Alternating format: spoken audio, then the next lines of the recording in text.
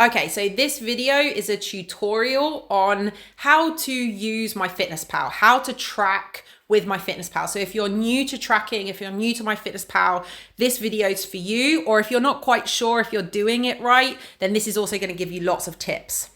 Okay, so I'm currently on my dashboard. I'm going to click here on the menu on the bottom on diary. Okay, and that's going to give me my diary for today.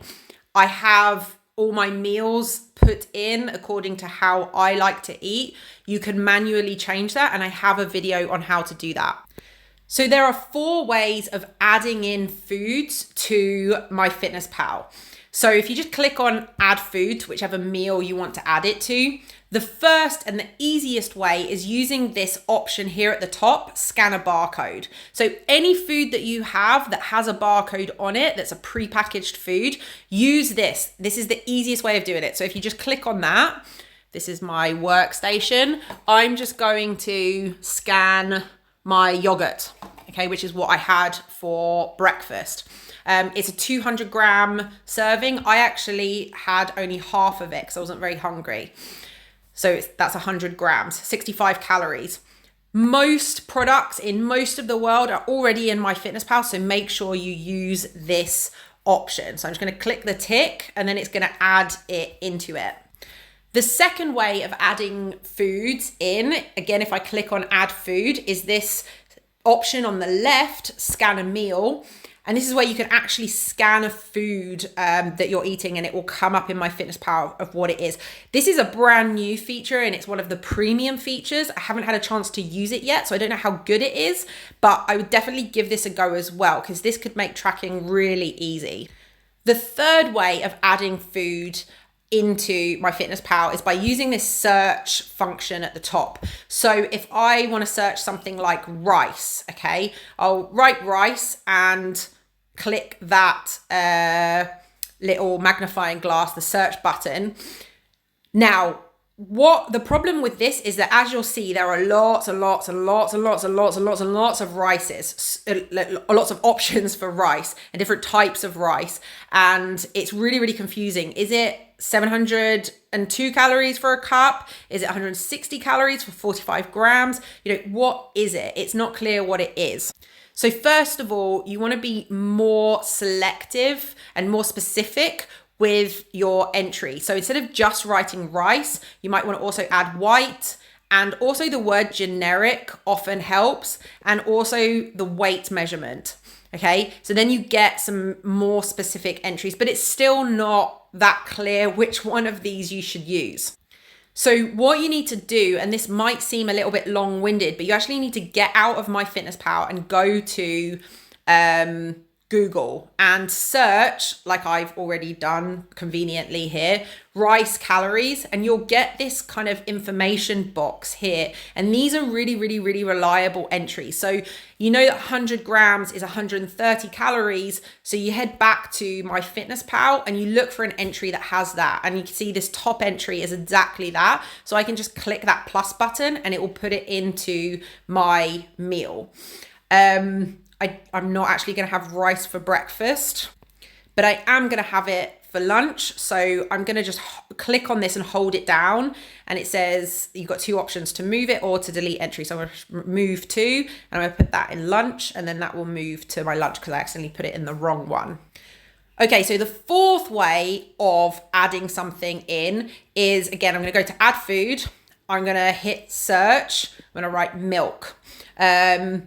You see here, it says history. Before I hit the search button, it says history. Anything that I've already put in to MyFitnessPal and already used as an entry will show up here. So that's why it's so important to get a few reliable entries like we just did using Google. And then you can always use the same rice entry, the same bread entry, the same milk entry. And you don't have to look for it from scratch out of millions of entries every single time.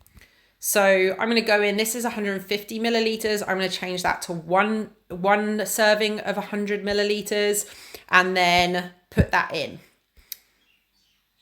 So if you didn't catch that, by clicking on it, it opens up the entry that you can edit, and then you can put, you can choose what serving it is and how many servings of it. So I could turn that into 4 servings, right? And I can cancel that as well.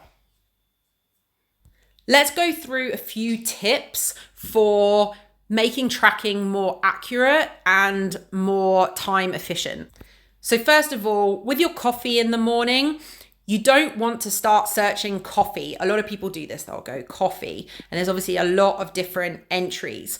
Coffee doesn't have any calories in it, so you don't need to add that. All you need to add is whatever else you add to it. So if you add milk, if you add sugar, if you add cream, you do need to measure it. You need to measure it the first time you have it, but most people have the same amount every single time they have a coffee because they know exactly the amounts that taste good to them. So I know that I have about 90 milliliters in my coffee. So I always put 100 milliliters in just to be on the safe side. So instead of tracking my coffee, I just track the milk that's in it. Likewise, if you have a latte and you go out and you buy a latte from Starbucks or from anywhere else, you don't want to search latte here. You just want to estimate how many milliliters or fluid ounces, if you're American, of milk is in it. Is it 100 milliliters, 200 milliliters for a very small latte, or is it like a liter of milk from, like, you know, if you're American and you're buying like a grande latte. Okay, so tip number 2 is to weigh and measure everything. So for my lunch, I'm gonna have rice and chicken and vegetables. Some people will just go, oh, I think that's about 100 grams. You don't know what 100 grams or 3 ounces looks like. So you need a digital scale and you need to weigh it. You also need to measure oil. If I go in here and I put oil, which I'm going to put on my salad, it's very, very calorie dense. If I change this to 1 tablespoon is 120 calories, and that's not very much food. That won't make you feel very full.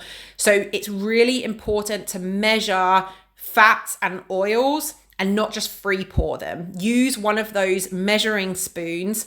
And for things like salads, I wouldn't use more than 1 teaspoon rather than a tablespoon. That's just 40 calories. Okay, I'm gonna add that in. So I already added my rice and I showed you how to do that as well. I'm also gonna add chicken.